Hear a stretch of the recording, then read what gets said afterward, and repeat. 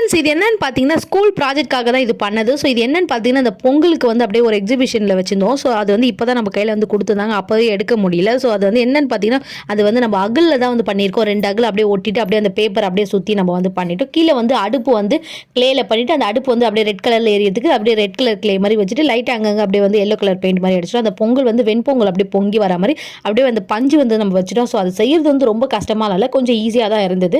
ஆனால் அது பார்க்கறதுக்கு சில பேர் டக்குன்னு பார்க்கும்போது சூப்பராக இருக்குது அப்படின்னு நிறைய பேர் சொல்லியிருந்தாங்க. ஸோ இது எப்படி இருக்குது அப்படின்றத கமெண்ட்ஸில் வந்து ஷேர் பண்ணுங்கள். ஸோ உண்மையாக இது எப்படி இருக்குன்றதை ஷேர் பண்ணுங்கள். ஏன்னா அது வந்து கஷ்டப்பட்டு செய்யலை ரொம்ப ஈஸின்னு சொல்ல மாட்டேன். ஓரளவுக்கு அது செய்யறதுக்கு கொஞ்சம் டைம் எடுத்தது. அதனால் எனக்கு ரொம்ப பிடிச்சிருந்து நிறைய பேர் வந்து நல்லா இருக்குன்னு சொல்லியிருந்தாங்க. நீங்களுமே வந்து சொல்லுங்கள். அதுக்கப்புறம் வந்து நம்ம வந்து கரும்பு வந்து அப்படியே அந்த பிளாக் கலர் ஷீட் இருக்குது பார்த்தீங்களா, அந்த பிளாக் கலர் அந்த கார்ட்போர்ட் அட்டை மாதிரி ஒன்று வரும். ஸோ அதில் தான் நம்ம வந்து இதை வந்து கரும்பு மாதிரி ரெடி பண்ணி அப்படியே அந்த ஆயில் பேப்பர் அப்படியே கொஞ்சம் அந்த இலைக்கு இருக்கிற மாதிரி வந்து பண்ணியிருந்தோம். ஸோ ரெண்டுமே எப்படி இருக்குன்றத கமெண்ட் ஷேர் பண்ணுங்கள். வீடியோ பிடிச்சா சேனலை சப்ஸ்கிரைப் பண்ணுங்க.